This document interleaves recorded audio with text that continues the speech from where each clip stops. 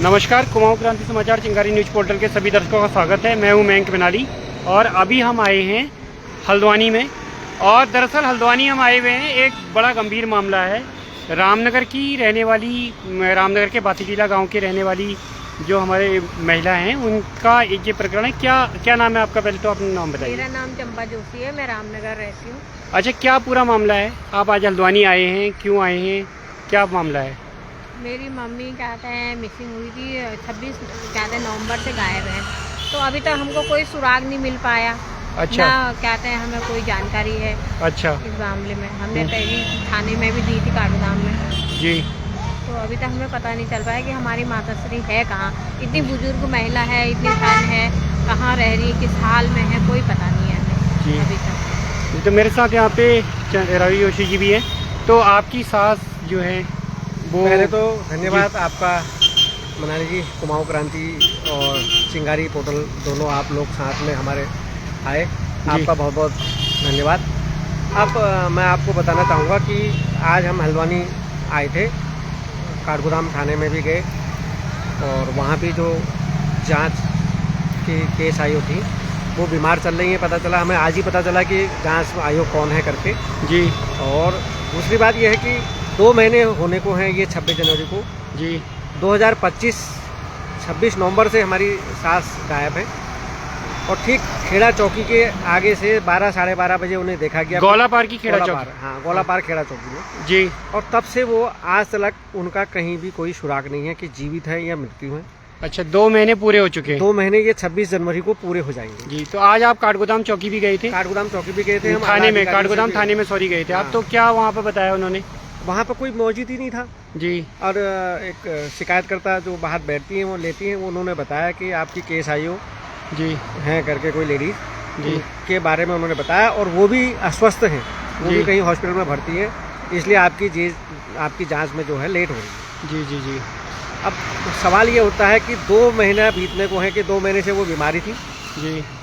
और 2 महीने से अगर वो बीमार थी तो केस किसी और को क्यों नहीं सौंपा गया? अच्छा, एक इसमें बड़ा सवाल है, जैसे आपके सास थी तो आपके ससुराल पक्ष के भी लोग हैं। ससुराल पक्ष के लोग तो भैया उन्होंने तो जो खाना था खा लिया, सीधी बात ये है। मैं तो ये कहना चाहूँगा क्योंकि सास ने जमीन बेची जी कुछ समय पहले 1 करोड़ 38 लाख रुपए की। 1 करोड़ 38 लाख की 1 करोड़ 38 लाख रुपए की जिस महिला ने जमीन बेची वो अचानक गायब कैसे हो गई? जी। उतना पैसा वो कहाँ ठिकाने लगा दिया जी? किसने ठिकाने लगाया? दूसरी बात यह है कि हमारी बहुओं का कहना है, जो इनकी बहुएं हैं जी और भाभियाँ हैं, 3 मतलब इनके परिवार में भाई हैं और तीनों सक्षम नहीं है। कोई मेंटली रूप से है तो कोई आंख से नेत्रहीन है जी। तीनों सक्षम नहीं है। बहुएं इनकी सब शातिर हैं और समझ लीजिए तेज हैं जी। तो वो लोग जो कर रही हैं सारा खेल बहुएं और बहुओं के साथ मिलके उनकी जो सहपाठी हैं, जो इनके रिश्तेदार हैं, एक इसमें पुष्पा कोरंगा कहते हैं जो अपने आप को समूह की कार्यकर्ता बताती है, वो इसमें सबसे ज़्यादा संदिग्ध है जी मेरे नज़र में तो। और एक मिश्रा जी हैं, इनके जो जमाई हैं, जीजा कहलाते हैं, वो सबसे ज़्यादा संदिग्ध है। मुझे तो लगता है कि सास हमारी गायब नहीं हुई है, उनको गायब करा गया है जी। क्योंकि 2 महीने के अंदर कहीं तो कुछ मिलती जी। आप ये समझ लीजिए यूपी में भैंसें खो जाती है साहब, मंत्री साहब की जी। वो भैंसें मिल जाती है तुरंत, और ये तो एक इंसान का मामला है जी। ठीक है। अगर किसी उच्च अधिकारी के साथ इस प्रकार की घटना होती, उनके परिवार का कोई मिसिंग होता, तो आज तक हमारी उत्तराखंड की सरकार उनके लिए घुटने एड़ी सब चोटी एक कर देते और वो मिल के नजर में आती, चाहे वो जीवित मिलती चाहे जो भी मिलते। लेकिन हम गरीब आदमी हैं, हम लोगों की सुनवाई नहीं हो रही है। आज भी हम जिस प्रकार से मिलने गए थे उच्च अधिकारियों से, हमें लगा कि हल्द्वानी में अगर कोई बड़ा भारी कोई कांड हो जाता है तो आज कोई भी अधिकारी हल्द्वानी में नहीं था जी। हल्द्वानी खाली था, इतना बड़ा शहर है, सब एक अधिकारी तो वहाँ पर होना चाहिए जी।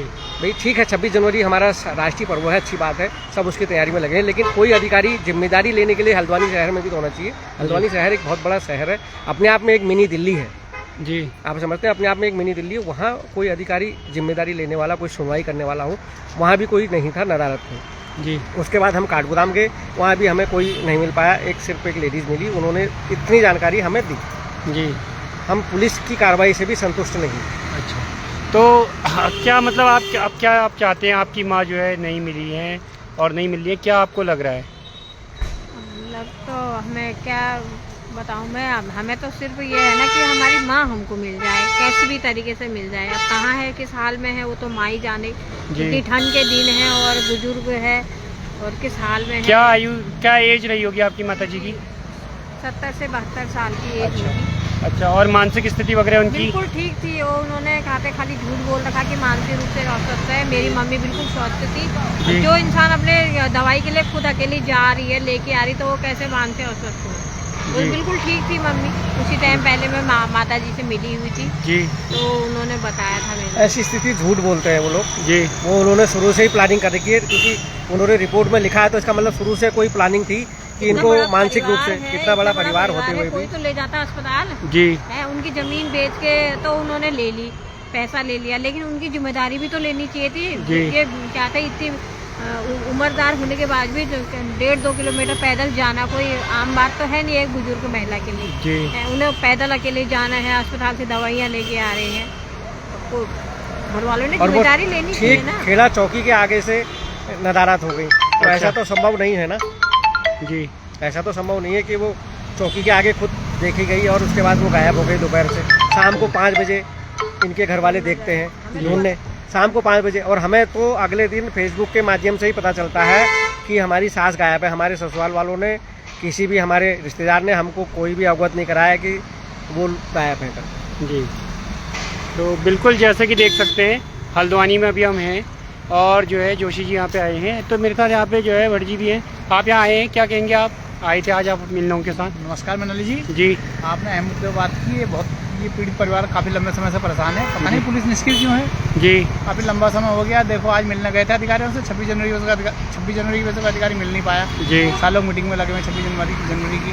जी, अब देखो क्या होता है। जी। मीडिया में बात आ रही है, शायद कान लग जाए। जी, बिल्कुल जैसे कि देख सकते हैं आज जो है रामनगर से परिवार को हल्द्वानी आना पड़ा है, और हल्द्वानी आने के बाद जो है शिकायत दर्ज करवानी पड़ रही है, और उसके बाद भी उच्च अधिकारियों द्वारा कोई संज्ञान नहीं लिया जा रहा है।